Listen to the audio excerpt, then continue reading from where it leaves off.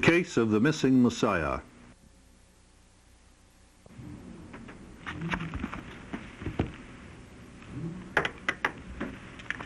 I've decided to begin this program reading a Sherlock Holmes mystery because there's a direct connection between that master sleuth and this show. Sherlock Holmes had the uncanny ability of solving every case that came his way. This program is also about a case that spans thousands of years and, if solved, could directly affect the lives of billions of people. Please stay with us as we present the case of the missing Messiah.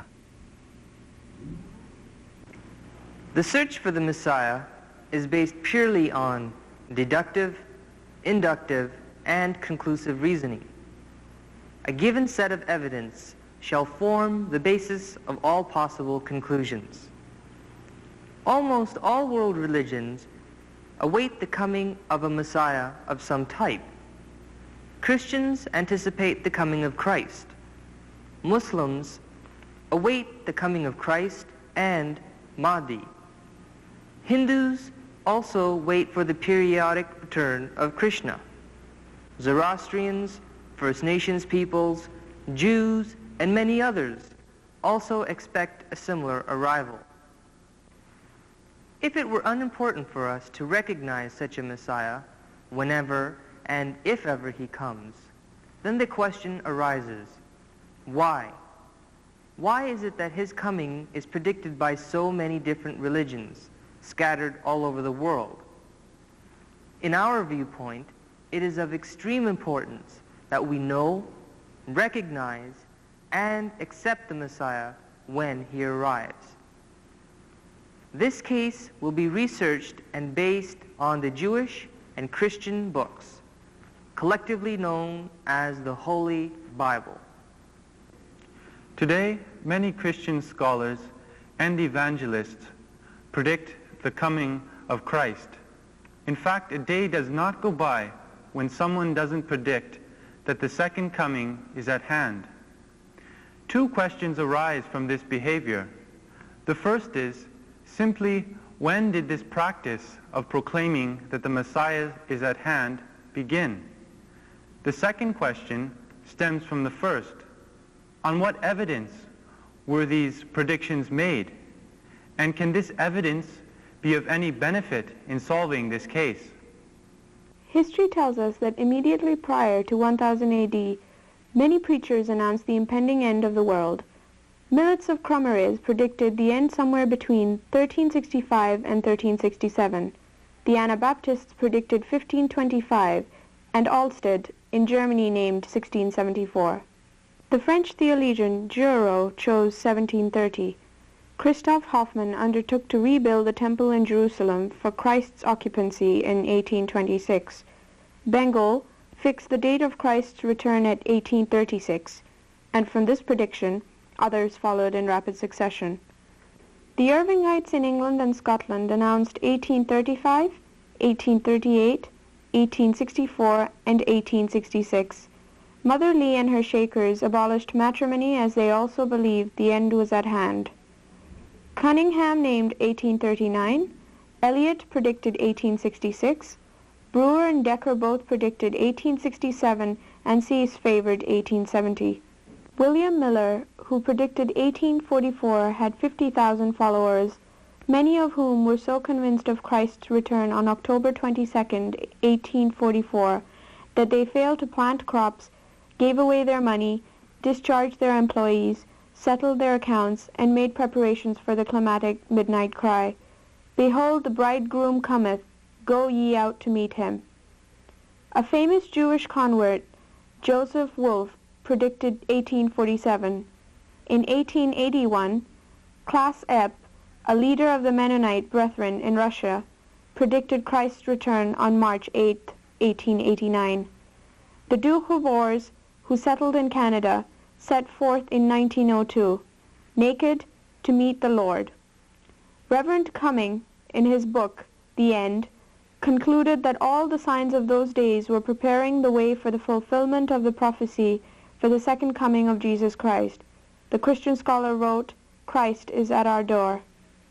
In fact, The 19th century was so full of events, particularly from 1830 onwards, that an air of religious fervor in the vast majority of Christian nations came into existence.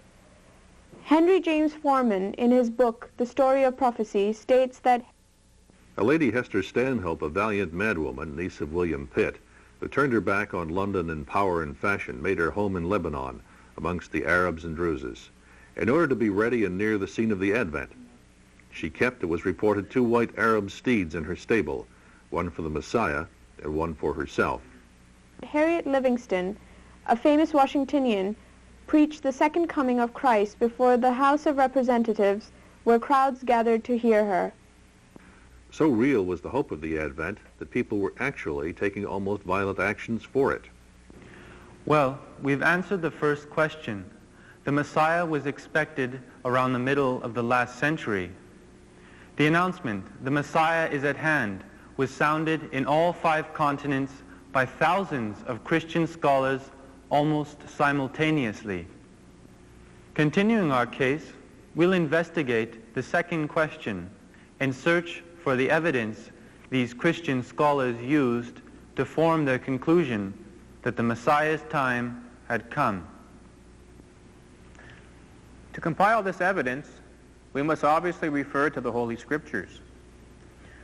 The predictions regarding the return of Christ, as found in the Bible, can be placed into 4 categories. The first refer to the time of his arrival. The second, to special events and circumstances that were to take place during that time. The third, to how he and his followers were to be treated. And the fourth, to the place of his arrival. More evidence is found regarding the time of Christ's return in a book published by the American Mission called Millennium Dawn. This book states that from the time of the creation of Adam up until the year 1872, 6,000 years had passed, entering into the 7th thousand. This was a time for Christ's return. Also, more time evidence is found in the fulfillment of the verse in Matthew's 24th chapter, verse 14. And this gospel of the kingdom shall be preached in all the world, for a witness unto all nations, and then shall the end come. The study of the spread of Christianity conducted by Christians of the 19th century establishes that this was indeed the time that Christ's message had been conveyed to the entire world. By 1816, according to the records of the British Foreign Bible Society and the American Bible Society, 421 million copies of the Bible had been distributed in 50 languages to practically every country in the world. Massive efforts by all Christian churches were launched to spread the good news. In 1842, Mr. Spicer, in his book, Our Day in the Light of Prophecy, stated that the gospel in his day had been spread to 95% of the world's inhabitants. Later in 1842, he also stated that 5 treaty ports in China were opened for commerce and missionaries. Also, in that same year, Dr. Livingston, with the aid of his medical qualifications, opened the door to Bible preaching in the African interior. In 1844, Turkey was prevailed upon to recognize the right of Muslims to become Christians. In 1844, Mr. Allen Gardines established the South American Mission. In a yearbook and guide to East Africa, it is written that Christian missions began their activities and preaching to African peoples during that time period. Dr. D.L. Leonard writes in his book, 100 Years of Missions. For the first time since the apostolic period occurred, an outburst of general missionary zeal and activity happened. He was referring to the middle of the 19th century. Dr. A.T. Pearson wrote in his book, Modern Mission Century. India, Siam, Burma, China, Japan, Turkey, Africa, Mexico, and South America all were successively and successfully entered. Within 5 years, from 1853 to 1858, New facilities were given to the entrance and the occupation of 7 different countries, together embracing half the world population. Mr. G.S. Faber also writes in 8 dissertations. The stupendous endeavors of one gigantic community to convey the scriptures in every language to every part of the globe may well deserve to be considered as an eminent sign even of these eventful times.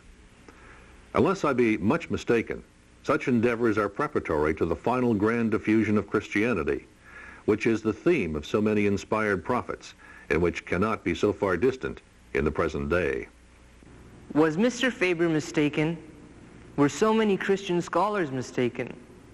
Were their opinions based on facts or fiction? As our investigation progresses, we'll be able to answer these questions also.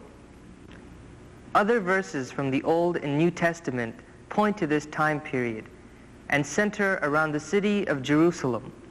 Some of these prophecies are quite obvious, while others are subject to some interpretation. In the book of Luke, chapter 21, verses 24 to 27, we read, "And they shall fall by the edge of the sword, and shall be led captive into all nations. And Jerusalem shall be trodden down of the Gentiles, until the time of the Gentiles be fulfilled. And there shall be signs in the sun and the moon, and in the stars and upon the earth, distress of nations with perplexity, the sea and waves roaring. Men's hearts failing them for fear, and looking after those things which are coming on the earth, for the power of heaven shall be shaken. And then shall they see the Son of Man coming in a cloud with power and great glory." In these verses, Jesus Christ is warning the Jews that they would be destroyed and banished from the holy city of Jerusalem, and that the city of Jerusalem would fall under the control of the Gentiles for a set period of time. At the end of this time, when the Jews are allowed to return to Jerusalem, Christ was to appear, and this appearance was to be accompanied by many other signs.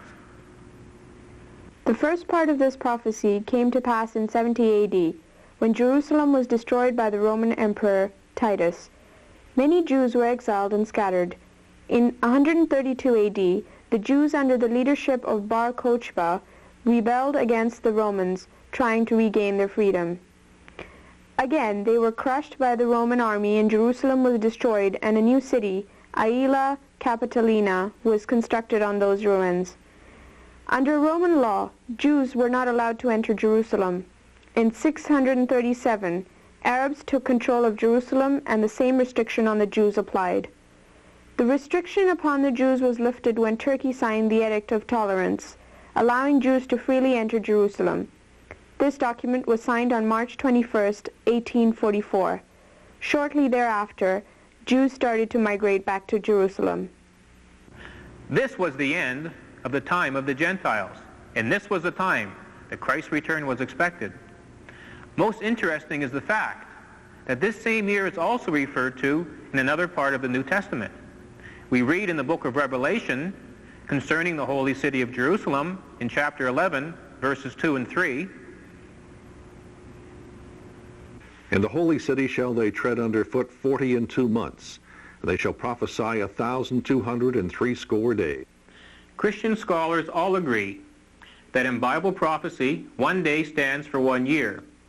This is supported in several verses, one of which is found in Ezekiel, chapter 4, verse 6. "I have appointed these each day for a year." The Christian scholars came to the conclusion that since at that time the Gentiles who controlled Jerusalem were Muslims, that this time period of 1,203 score or 60 days must refer to the Islamic calendar. And 1,260 of the Islamic calendar is 1844 of the Christian calendar. Other Christian scholars took interest in the prophecies contained in the book of Daniel, most likely because Daniel is mentioned by Jesus in Matthew's 24th chapter, which deals exclusively with his second coming. In Daniel chapter 12, verses 11 and 12, we find reference to more dates. We read, And from the time of the daily sacrifice shall be taken away, and the abomination that maketh desolate set up. There shall be 1,290 days. Blessed is he that waiteth, and cometh to the 1,335 days. Using the same method of calculation as we did for the verses found in the book of Revelation, we come up with the dates on the Christian calendar of 1874, 1889, and 1914. We now know when this practice of proclaiming the second coming became commonplace. And we've also discovered from the Bible several verses which clearly indicate the second coming was to occur during the middle of the 19th century. Let's now move on to the next category of prophecies, the ones that refer to special events and circumstances that were to arise during that time, the time of Christ's second coming. Immediately after the tribulation of those days shall the sun be darkened, and the moon shall not give her light, and the stars shall fall from the heaven, and the powers of the heavens shall be shaken. The 19th century was a witness to a phenomenal amount of astronomical activity. Some periodical and expected, but most were unique and unexpected. Henry James Foreman states in his book, The Story of Prophecy, It was the 19th century, yet the shooting stars of 1833 and the perihelia of rings around the sun in 1843 were objects of the most awesome speculation and discussion. And the tail of the great comet of 1843 measured 108 million miles in length. Whole families were engaged in making shrouds against that fateful day. An account of some of the astronomical activity, or heavenly signs, of that time period are as follows. In 1811, a comet appeared with a head 1,125,000 miles in diameter, larger than the sun. The tail was 100 million miles in length. It was the first of several spectacular comets of the 19th century. Biela's comet was first discovered in 1772, but was not found to be periodical until 1826. In 1832, the comet passed very close to the Earth. In 1845, the comet was observed to break into two, and in 1852, at the time of its expected return, it was found that the two parts of the comet were both very faint and separated by over 1 million miles. It did not return in 1866. The swarm from von Nostradamus was observed during December in 1798. 1830 and 1838. Up to 1885, many brilliant meteors were associated with the radiant point, with 4 observers on November 27th of that year, observing no less than 39,546 meteors in 4 hours and 8 minutes. Since 1899, very few showers from this comet have been observed. Records of Leonid's comet are found as far back as 585 AD. In 1799, 1833, and 1866 to 1867, this comet caused the most spectacular showers of modern times. The Great Comet of 1843, which has not been given a name, was a periodical comet with an orbit of 400 years. It had the longest tail of any comet on record, 200 million miles in length, making it a sight of grandeur. Donati's comet lit the sky in 1858. Another great comet, one of the brightest of modern times, passed within 1/3 million miles of the sun in 1882. Yet another comet appeared in 1861.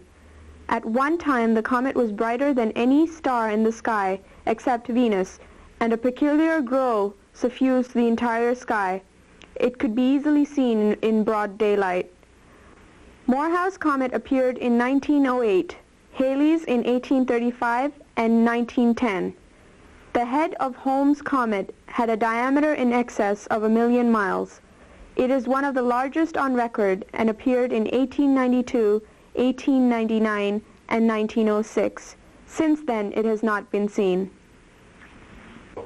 On June 30th, 1908, the greatest meteor fall in historic times took place in Siberia.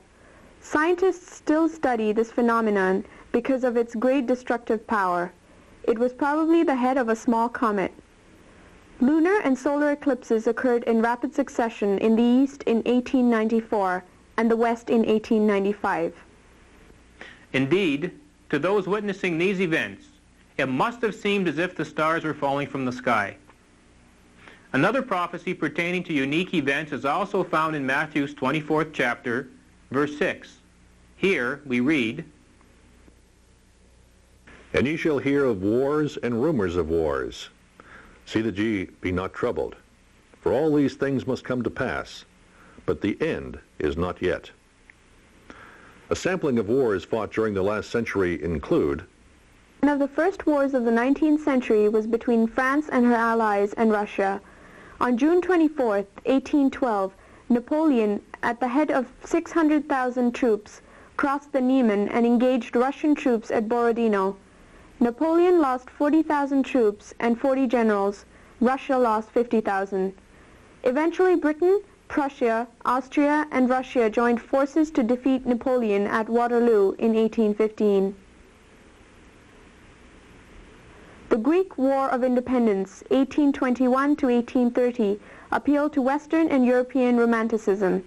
With the help of Russia, Britain, and France, Greece won her independence. However, her frontiers were very small. James Madison started the war between Britain and America in 1812. It occurred for no clear reason and ended with no clear results. During the reign of Mahmud II, the steady enfeeblement of the Ottoman Empire began. From 1831 to 1841, Egypt and Turkey quarreled and fought many battles. In 1839, when Mahmud died and the Turkish fleet surrendered to Egypt, Britain intervened. They bombarded Beirut, humiliating Mehmet Ali, forcing an agreement. In October of 1853, Russia invaded the feeble Turkish Empire to gain a hold in the Mediterranean. France and Britain sent a force to the Black Sea to expel the Russians from Turkey. On June 23rd, because of Turkish defense and cholera, Russia retreated out of Turkish territory. For reasons unknown, France and Britain decided to invade the Crimean and capture the strongest Russian naval base on the Black Sea. What ensued was one of the grimmest accidents of history, a pointless campaign. In 1859, Austria opened hostilities against Italy. Prussia stood silent, while the French army moved. France defended Rome until their defeat on September 20th, 1870. In December 1860, South Carolina seceded from the Union and declared independence. In January 1861, Mississippi, Alabama, Florida, Georgia, and Louisiana followed, then Texas.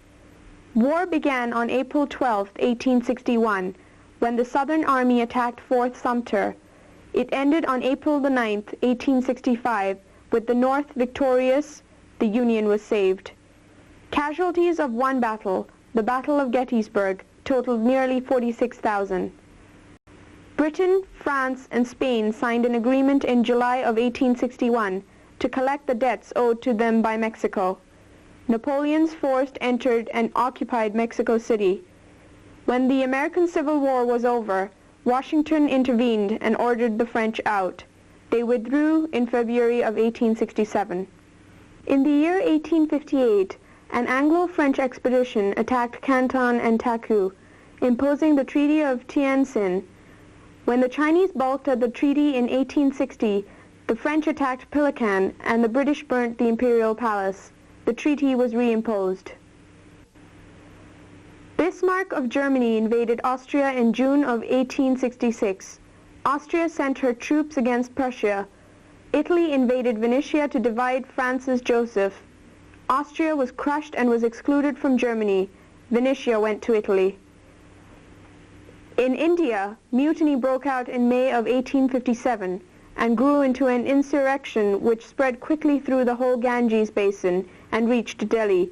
British forces entered Delhi, where in July 1858 the revolt was ruthlessly stamped out. In 1864, Peru was attacked by Spain, and Paraguay, under the dictatorship of Lopez, attacked Argentina. After 5 years of savage warfare, Paraguay emerged ruined and depopulated. France declared war on Prussia in 1870 over the throning of Prince Leopold as King of Spain. France was not prepared while Prussia had a modern, well-trained army at her disposal. France capitulated on January 28, 1871. In 1877, Russia declared war on Turkey. Because of pressure from Austria, Russia halted her advance 10 miles from Constantinople. On May 31st, an agreement between Britain and Austria ended the war. In 1879, British troops invaded Zululand. In one battle, 20,000 Zulus surprised 1,800 British troops. Only 355 British troops survived. China declared war on Japan in 1894 over the possession of Korea. China was crushed on land and sea, forced to give up Korea, Pescadores, and Liaotung Peninsula to Japan. In the spring of 1900, the Boxer Rebellion broke out in China, born of a fanatical hatred of foreigners. An international flotilla arrived in July to quell the rebellion and occupied Peking from August of 1900 to September 1901. War broke out between the Boer republics and Great Britain in October of 1899.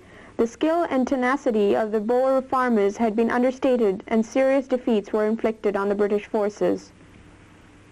In February of 1897, the Greeks attempted to take possession of Crete, whose inhabitants had risen in revolt against the Turks. Turkey declared war on April 18th, crushing the Greeks in Thessaly. America, in sympathy with Cuba, went to war with Spain in April of 1898. Spanish fleets were annihilated in the harbor of Manila and Santiago Bay. American troops landed in Cuba, the Philippines, and Puerto Rico. The Filipinos fought a guerrilla war against American troops for 3 years thereafter. These were the days of wars and rumors of wars. Indeed, history clearly shows us that this prophecy was fulfilled during the 19th century, as the sound of wars and rumors of wars echoed around the globe. This concludes part 1 of the case of the missing Messiah. In the initial stages of our investigation, we made several interesting discoveries. We discovered that the Christian scholars of the 19th century eagerly awaited the coming of the Messiah, and that their expectations were based on the fulfillment of Bible prophecies. Prophecies like Christianity spreading to all nations, the Gentiles allowing Jews to migrate back to Jerusalem, comets and meteor showers making it appear as if the stars were falling from heaven, eclipses of the sun and moon, and wars and rumors of wars. Other scriptures which added to the Christian scholars' expectations indicated the specific dates of 1844, 1874, 1889, and 1914. In part 2 of the case of the missing Messiah, we'll continue investigating other biblical scriptures that found their fulfillment during the same time period, the time of the expected return of Christ.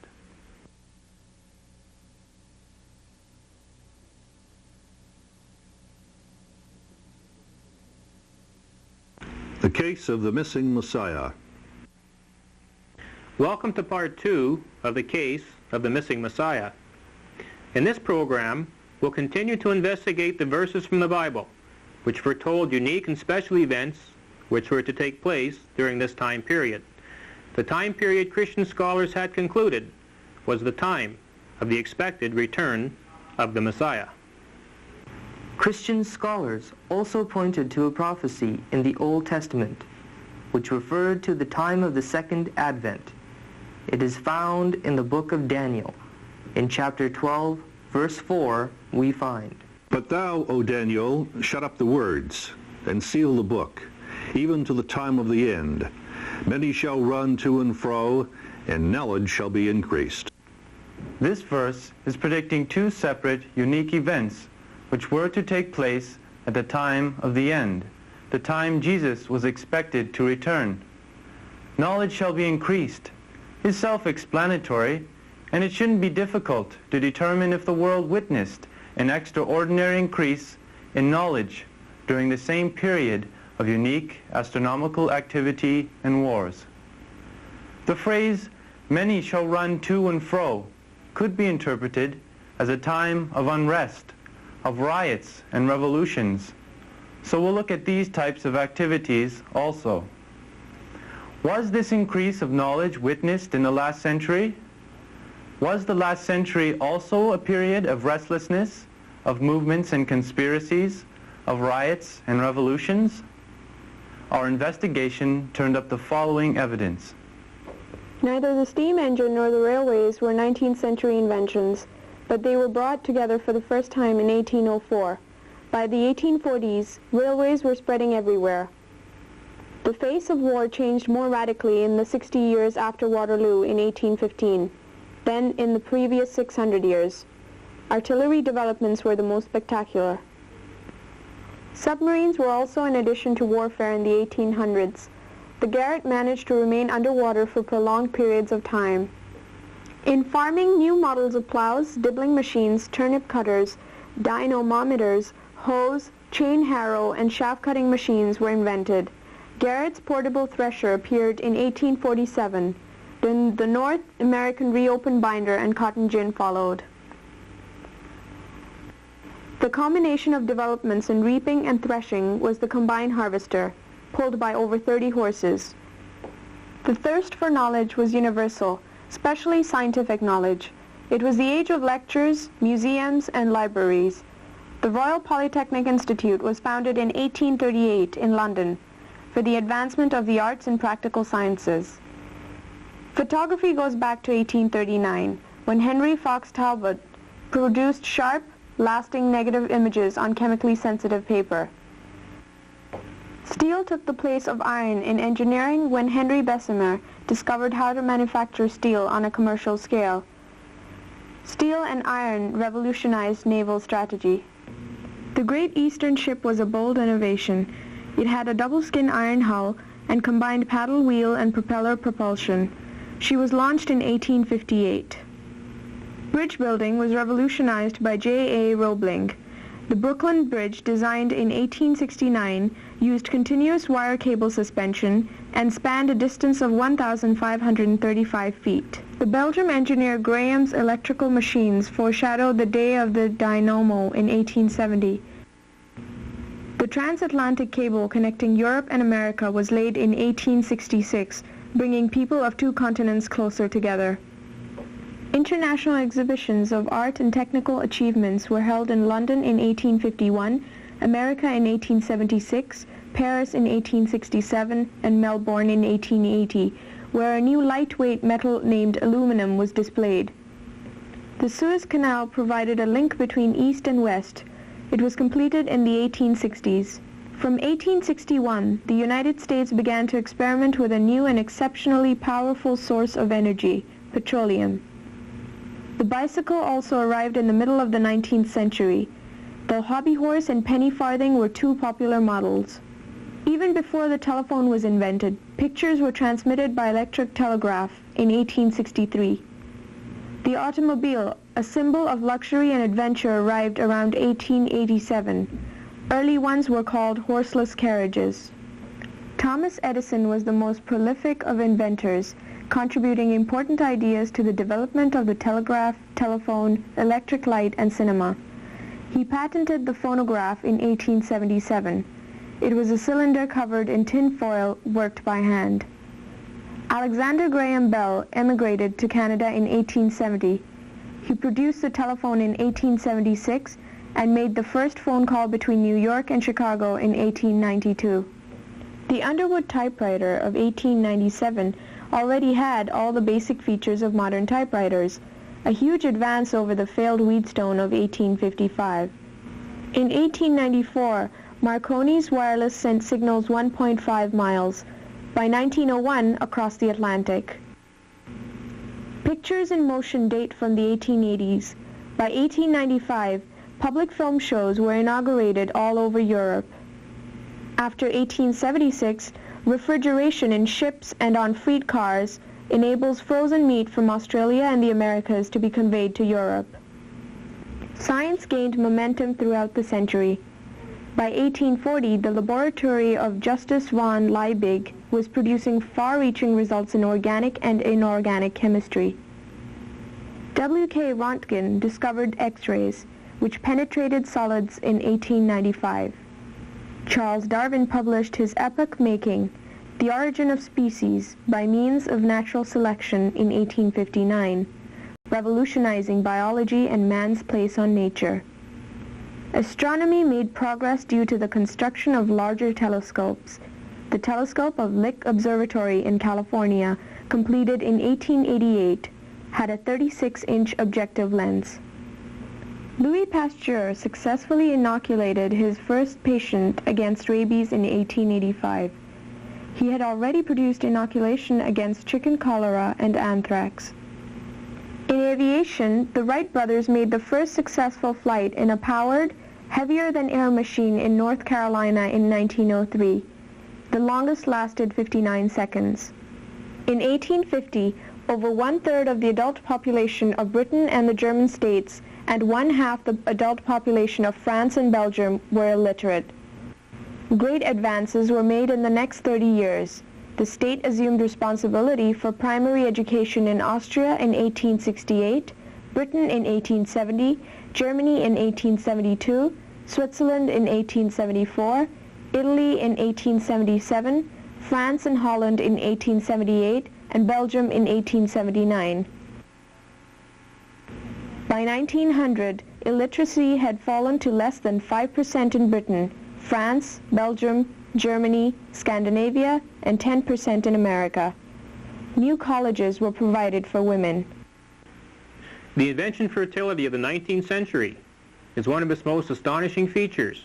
It was an age of miracles. Turning to the second part of Daniel's prophecy regarding restlessness, conspiracies, riots, and revolutions, our investigation turned up the following evidence. In 1811-1812, distress among the working class in England produced the Luddite riots.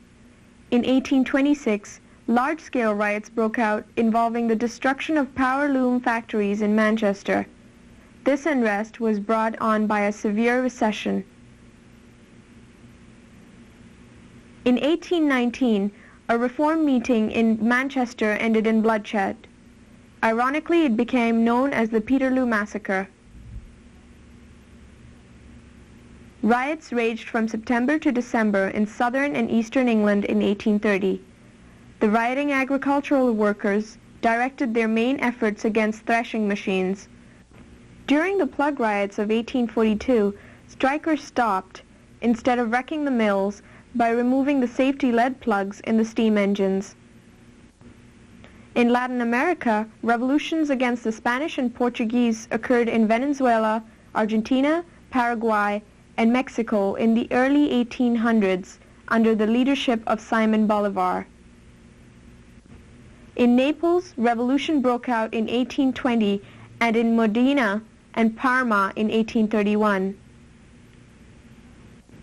From July 27th to July 29th, 1830, students and workers raised barricades and made themselves masters of France, leading to the flight of Charles X. A month after the uprising in Paris, insurrection broke out in Brussels, followed by a proclamation of Belgium independence on October 4th from Holland.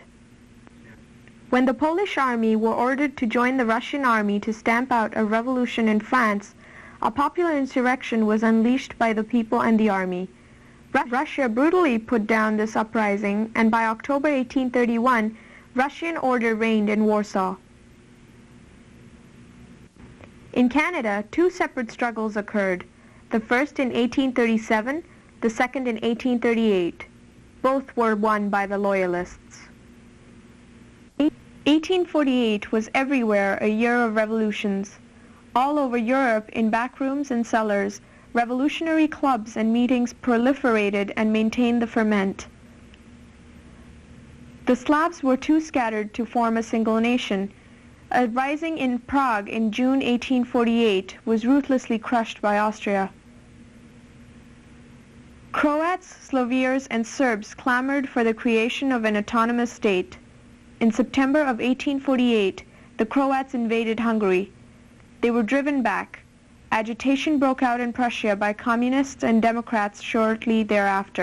Also in 1848, a short, sharp, violent conflict erupted between the propertied and propertyless in Paris, leading to the abdication of Louis Philippe. Imperial, Russian, and Serbo-Croat troops put down the Hungarian revolt in 1849. On March 2, 1849, Charles Albert met defeat after attacking the Austrian army at Novara 5 days earlier. On July 1st, the French entered Rome and re-established the temporal power of Pope Pius IX. By 1851, the insurgents in China, known as Taiping, had seized Hankow and Nanking, which became the capital of the Taiping Empire. British officers led the Chinese Imperial Army to victory, and the rebellion was squashed. Insurrection broke out in January in 1863 when Russia attempted to conscript Poles for military service. Russian General Muraviv armed Polish peasants against their noble masters. In 1864, Crete, populated largely by Greeks, rebelled against Turkey. The Sultan stamped out the revolt. Colombia became a united nation only after a civil war in 1862. At that time, Bolivia was in the grip of anarchy. The first communist experiment was tried in Paris after France's defeat by Prussia in 1870, when revolutionary factions seized power. Government reprisals were ruthless. On March 13, 1881, the nihilist organization known as People's Will assassinated Tsar Alexander. The bomb blast shook every European throne, and reprisal in Russia was severe. The general mood of Europe and the U.S. was more aggressive in the last years of the century than it had been for several decades before. In November 1887, the lifeguards were called into London to clear Trafalgar Square of demonstrators. On May 1, 1890, militant workers demonstrated in both America and Europe, demanding an 8-hour workday. In 1894, the regular army was called in to quell rioting strikers in Illinois. In China, rebellions, murderers, massacres, and succession crises accompanied the rise to power of Empress Tsoi Si in 1898. R.A. Wallace, in his book The Wonderful Century, 1898, summarized the mood of the time. There was, therefore, no 19th century resting place. The French Revolution, combined with the Industrial Revolution, both unfinished, affected both ways of thinking and feeling. The repercussions are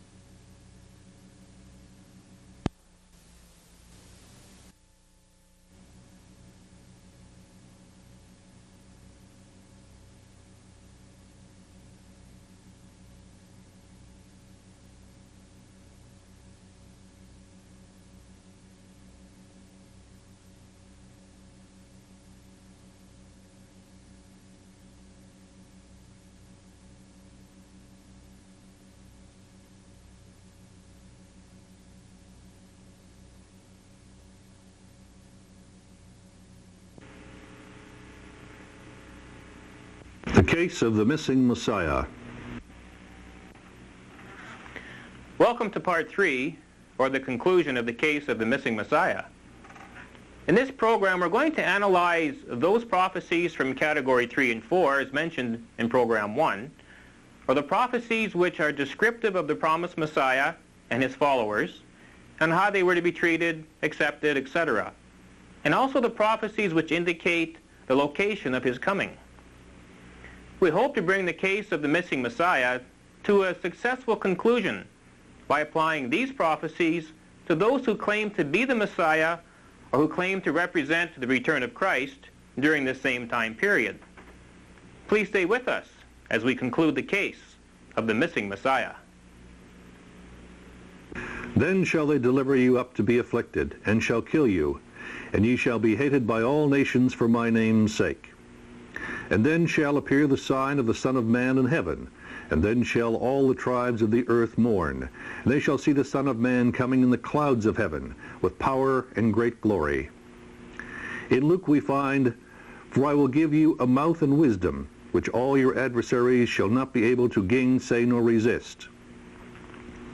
And ye shall be betrayed by parents and brethren and kinfolk and friends, and some of you shall be put to death. And ye shall be hated by all men for my name's sake, but there shall not a hair on your head perish. Chapter 21, verses 15, 16, 17, and 18. These verses paint a rather grim picture of how those who would accept the Messiah, those who would pledge their loyalty to the one who would represent the coming of Christ, were to be treated. Hatred, persecution, and even death awaited them. They were to be betrayed by their own family members, and entire nations would conspire to oppose them. The promised Messiah, from these verses, would possess profound knowledge and wisdom, such that no one on earth could argue against him. And even though afflicted with severe persecution, he would be protected by God Almighty. His appearance would be of a cloudy nature. Many heavenly signs would be shown as testimony to his truth, and his message would run counter to all contemporary thought and expectations, causing the nations of the earth to mourn. From our earlier investigation, the years 1844, 1874, 1889, and 1914 will hold some degree of importance. As the focus of our investigation narrows, two more verses pertaining to Christ's return must be mentioned. The first is found in Matthew's 24th chapter in verse 5. Here we read, For many shall come in my name, saying, I am Christ, and shall deceive many, and many false prophets shall rise and deceive many. This prophecy was also fulfilled in the last century, as several people claim to be sent by God. They were the Mahdi of Sudan, Alexander Dowie of Zion, Ohio, who claimed to be Elijah III, Joseph Smith, who claimed to be a prophet, Ali Muhammad Bab, who claimed to be the Mahdi, Baha'u'llah of Iran, who claimed to be the manifestation of God, Pigot of England, who claimed to be the Messiah, and Mirza Ghulam Ahmad of Qadian, India, who claimed to represent Christ in his second coming. Our search can be narrowed even further by means of the last Bible verse, to be analyzed in this investigation. It states, For as lightning cometh out of the east, and shineth ever unto the west, so shall also the coming of the Son of Man be. When this verse was revealed by Jesus, he was in Jerusalem. He clearly indicates that his second coming will be manifested east of Jerusalem and would also spread to the west. To conclude this investigation, we need only to apply the descriptive prophecies to the claimants, and only those claimants who came from east of Jerusalem. They include Mirza Ali Muhammad Bab of Shiraz, Baha'u'llah, Mirza Hussain Ali Nur of Tehran, and Mirza Ghulam Ahmad of Qadian, India. Ali Muhammad Bab of Shiraz was born in 1820 and died in 1850. His original claim was that of Bab in 1844. Later, he claimed to be the Mahdi. He was executed in 1850 on charges of insurrection. The time and style of his death disqualify him from fulfilling several of the descriptive biblical prophecies, and therefore he can't be the promised Messiah. Baha'u'llah, Mirza Hussain Ali Nuri, was born in Tehran in 1817 and died in May of 1892. In 1867, he claimed to be Baha'u'llah, the manifestation of God. He passed away before the eclipses of the sun and moon of 1894 and 1895. However, his followers argue that he has fulfilled all the biblical prophecies pertaining to the second coming. Mirza Ghulam Ahmad of Qadian, India, was born in 1835 and left this world in 1908. Both the years of his birth and death are marked by heavenly signs. Halley's Comet made its most dramatic appearance of modern times in 1835, and a great meteor impact occurred in Siberia in 1908. Qadian, India is due east of Jerusalem. Mirza Ghulam Ahmad authored over 80 books of religious and comparative religious studies and claimed to be the Mahdi and Messiah whose advent had been predicted in the Bible and other holy books. His most vicious opponents admitted, when commenting on just one of his books, titled Brahine Ahmadiyya. He challenged the representatives of other religions to prove the truth of their religions with the same or less number of arguments as had been presented by him in support of the Holy Qur'an in his monumental work. Qadaniism, a Critical Study, page 27. Towards the end of 1890, he announced that God had informed him that Jesus was dead and was not going to return, and that he was in fact representing the second advent of Jesus. This announcement brought a storm of protest and threats from Christians and Muslims alike, who both expected Jesus to descend from the skies. Regarding the eclipses of the sun and the moon in 1894-95, he wrote, "In my age only, in the month of Ramadan, eclipses of the sun and the moon occurred. In my age, in accordance with the authentic sayings of the Holy Prophet of the Holy Qur'an and earlier books, there was plague all over the country. And in my age only, new modes of transport, namely railways, came into existence. And in my age only, as per my prophecies, terrible earthquakes came. Does not then righteousness demand that one should not be bold in denying me? Look, I swear by Almighty God and say that thousands of signs establishing my truth have been manifested, are being manifested, and will be manifested." Hakikatul Wahi, page 45. Commenting on the meteor showers of 1885, he wrote, "I kept on watching these meteor showers with great delight, because it was revealed to me that this sign was in support of me, for it had been designated in earlier revealed scriptures to be a great sign of the advent of the Messiah." Aina Kamalate Islam.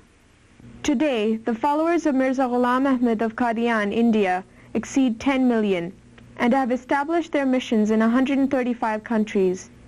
They propagate their faith by means of clear and logical arguments based on wisdom and proof. However, he and his followers were and still are persecuted in many countries. In 1984, General Zia of Pakistan brought Ordinance 20 into law, making it a criminal offense for the followers of Mirza Ghulam Ahmad to practice or propagate their religion. The Saudi Arabian government does not allow the followers of Mirza Ghulam Ahmad to perform the pilgrimage to Mecca. To obtain a passport from the government of Pakistan, a person must sign a declaration found on the passport application form that Mirza Ghulam Ahmad is false. Amnesty International is concerned that the Pakistani authorities are failing to protect the lives and physical safety of members of the Ahmadiyya community in Lahore. Over the course of 100 years, dozens of Ahmadis have been murdered in cold blood only because they believed the promised Messiah has come. Earlier in our investigation, we discovered biblical verses mentioning 4 dates: 1844, 1874, 1889, and 1914, and said we would apply these dates to anyone who claimed to represent the second advent of Christ. Applying these verses to the life of Mirza Ghulam Ahmad of Qadian, we found the following. In 1844, he was yet a small child, and nothing out of the ordinary is reported during this time period. In 1874, long before he began his movement, he wrote the details of a dream he experienced in that year. He stated that God had showed him in that dream that he would have many very holy companions, and all his financial needs would be taken care of, and he would be given great wealth. In 1889, he officially started the organization which is known today as the Ahmadiyya Muslim Jamaat and began taking pledges of allegiance. In 1886, Mirza Ghulam Ahmad announced that God had revealed to him the birth of a very special, blessed son. He was born in 1889. In 1914, this same son, named Bashir, was elected as the second successor to his father and led the organization for 52 years. Having applied the 4 categories of prophecies found in the Bible referring to the second coming of Christ, and applying those prophecies to the life and teachings of Mirza Ghulam Ahmad of Qadian, India, it appears that he has unequivocally fulfilled the second coming of Christ and is the promised Messiah. It's been 150 years since William Miller and his followers returned to their homes confused and dejected because Christ failed to appear. We, as Ahmadi Muslims, on the other hand, are pleased and satisfied because we believe God kept his promises, as he always does, and sent the second Messiah, as expected. It took the world 300 years to accept the first Messiah. We're confident it won't take as long for the world to accept the second Messiah. Thank you for watching. I'm Atawal Wahid Lahey. And I'm Ishaq Fonseca. And I'm Asin Khan. Assalamu alaikum wa rahmatullahi wa barakatuhu. I didn't want to finish the case of the missing Messiah without spending some time with the creator, the author, one of the driving forces behind it, Masood Ahmad Khan. Masood, thank you very much for joining us in our humble studios today. Thanks. And I'll start by asking 2 questions. When did you start working on the case of the missing Messiah, and why did you start working on it? Well, they are related questions, so I'll answer the first question first. Some 35 years ago, when I had newly arrived in European countries, I began to notice on Sundays and on various church functions days, they had this plaques or a sign standing on a street corner saying, repent, the end is nigh and Messiah is coming. And I couldn't help wondering, what makes these people saying this? And why are they standing on the street corner trying to tell people to do this? So I began my study, and while I was working some other places, I couldn't sort of dedicate my 24-hour a day to this study. So over a period of time, I collected a great deal of references and read a lot of things, and that's what was the reason why I began that insane people, complete sane people can't stand on a street corner and do and say these things. So I have to investigate. Such is my nature. So that's what was the driving thing behind it. When was this? Well, this was around, well, actually it began in around 1957 or so.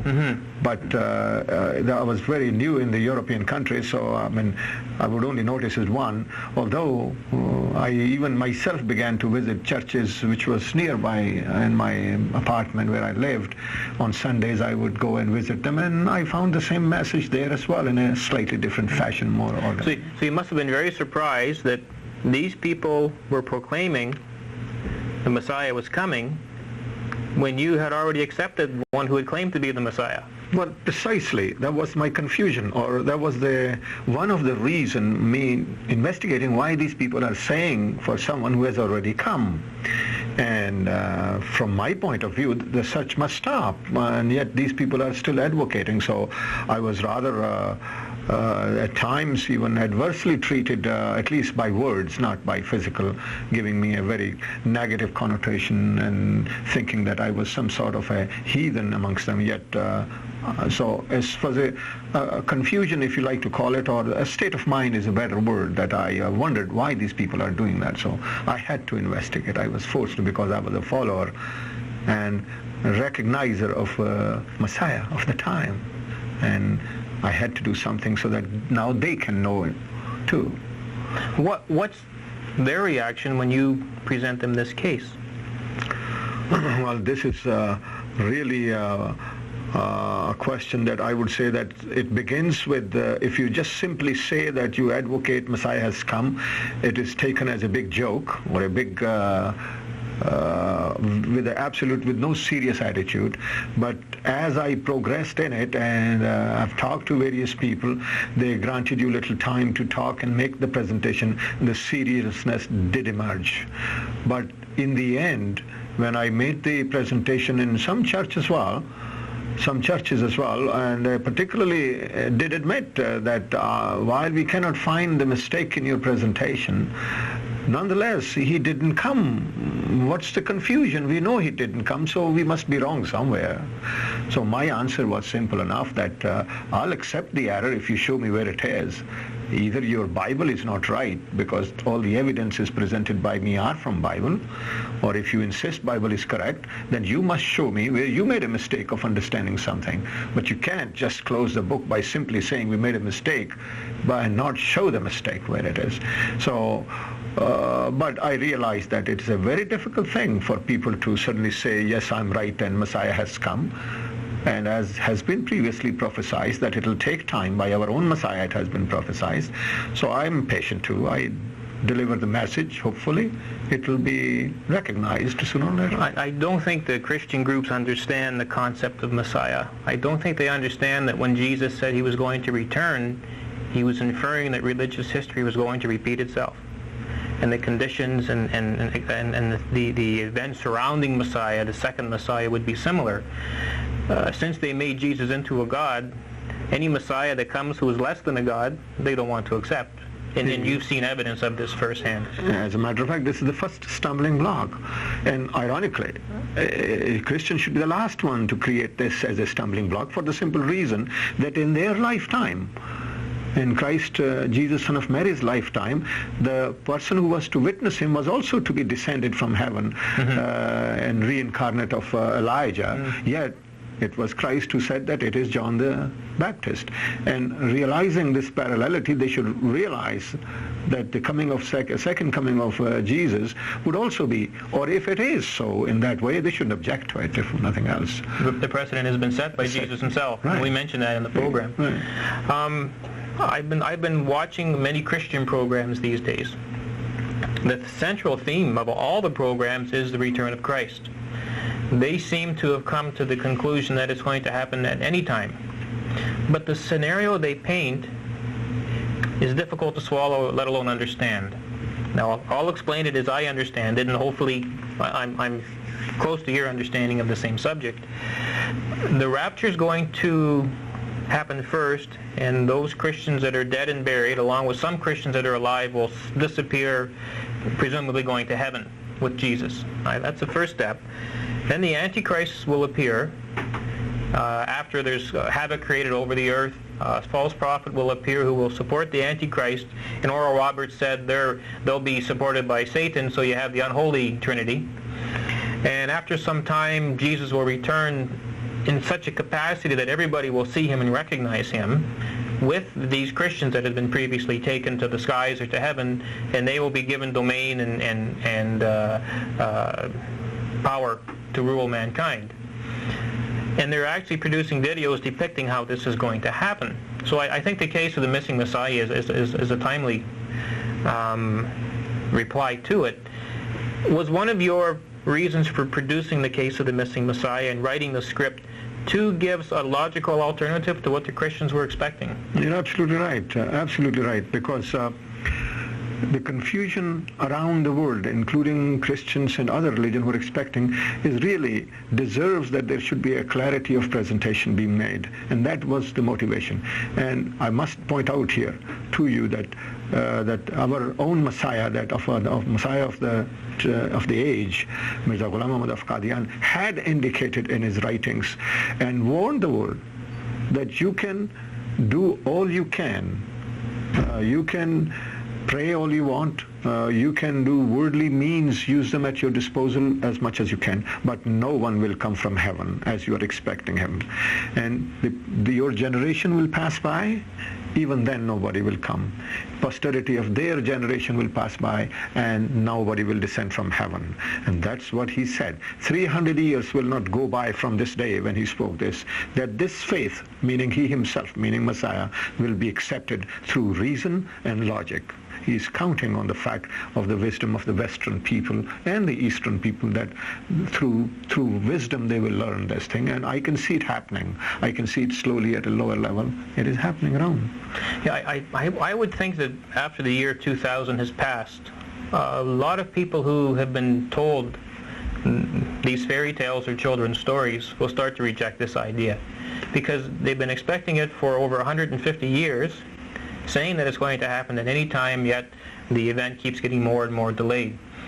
And we should maybe spend a program on this subject of what Messiah means, because I think if the Christians of today could understand Messiah and where Messiah fits into the community of prophets, because we as Muslims accept the Messiah as a prophet of God, if they can understand his role and his role in Judaism, why he was rejected, what the expectations were of his people compared to how he came, they would start to understand and see how the second manifestation of Messiah has happened recently, a little over 100 years ago, and the religious history of Messiah has repeated itself exactly.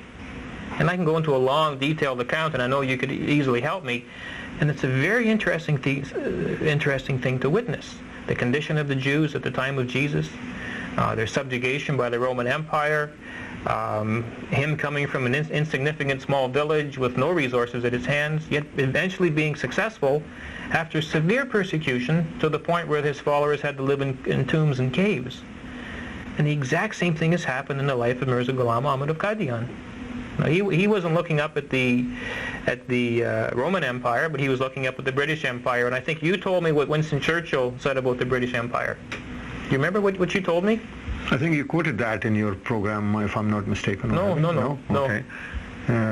No, remind me if you... He said that my empire is nothing but an extension of the Roman Empire. Right, okay, sorry about that. And that's a prophecy in the Bible, the Roman Empire would re-emerge. And you see the same circumstances. The condition of the Muslims were exactly the same condition of the Jews. And you see this Messiah coming from a small, insignificant village, making the same outlandish claims the first Messiah made. And the only crime he and his followers committed was the simple fact that, yes, we believe the Messiah has come. And look how they've been treated. Very badly. And you witnessed that persecution firsthand. You've lived through it. Yes, partly, and when I was young and growing up, and in those days it wasn't as bad as today, as I hear, but it was nonetheless very powerfully impact. However, your questions were, I will try to remember all that in a sequence, so that the parallelity between the first Messiah, son of Mary, and the second one is very, like you quoted one or two incidents yourself, that one of the reasons why they were expecting to come from like a king of the world and he will deliver them from the bondage of Romans. There are other spiritual reasons as well. But the reason of coming of a Messiah always has been the same. God has promised his mankind, I will send you help when you need one. And if you examine the moral decay during the period of Messiah, that it's frightening when Jesus Christ pointed towards some of the people and said, you are vipers and snakes, and he referred to their worship in synagogue and called them that God gave you this house to worship and you have made it a den of thieves. The reality is that the moral standard of the people at the time had gone that down, that as usual, grace of mercy of God demanded that he himself sends another person who will guide you. Now titles have differed. Sometimes you call messenger with a book, messenger without a book. This one was a Messiah, which is usually means he comes at the end of somebody who has brought a book before. That was the reason it was given this title. He was a Messiah of Mosaic law, but Messiah meaning savior, some kind of a man who receives information from God, helps them morally, and removes them from the total destruction, morally speaking. So this was the reason. Similar parallel theme was developed through Holy Prophet of Islam. He too was a book holder, and at the end of his era, or 1400 years later, just exactly as 1400 years after Moses, this Messiah came for the same reason. The moral standard of all people were so deplorable that if you read the history, it frightens you. Like even the good Christians were destroying themselves morally, and Hindus and everyone, and Muslims, and it was again once God's promise was being manifested that I will send you another help. But usually after the help is given, and if not accepted, there is repercussions to that effect. Lots of prophecies have been written by our Messiah warning the people what will happen. So God's attitude is, if you treat that messenger, that helper, with neutrality, then God has no concern. But when you place barriers in his way and persecute him and his people, then you'll come under God's wrath or punishment. Right. And nobody likes to talk about that. No. I would not be able to tell you exactly what God will do to whoever he chooses to. However, there are two kinds of punishment seems to be going on. One, which occurs after death. God questions you. Those people, if they've been given the message, do not accept it, they will free to answer this question on the day of judgment to the Creator. But those who persecute and create atrocities amongst the people, you can see in past that their kingdom was destroyed. I mean, I don't know how many examples can I give you in past, and the Christians are aware of it. They proudly mention sometimes there were only 11 people as a disciple of Jesus Christ, but look what happened after that. They became powerful, and the others are the one who are gone and not here today. So same thing will happen. So circumstances can change very quickly. Very quickly. Well, we're about out of time. We have to wrap up this interview. Thank you for being with us today. It was a big help. I think we could spend many hours discussing this subject because the concept of the coming of Messiah branches out into many different subjects, and we just don't have the time or the capacity today. I hope you're going to prepare more papers or scripts for us. I'd like you to work on the same idea from the Islamic perspective. What did Muhammad prophesy? What did the Hadith say regarding the coming of Jesus or Messiah? And also, what were the expectations of various Muslim saints throughout the ages? And maybe we can put a similar program together, because Messiah isn't isolated to just Christianity. It's connected to every single religion of the world, and it will be that second manifestation of Messiah that will eventually unite all the religions of the world under one flag. We believe that's the flag of Islam. Thank you for being with us. I hope you've enjoyed our series on the case of the missing Messiah, and we hope to hear from you soon. Assalamu alaikum.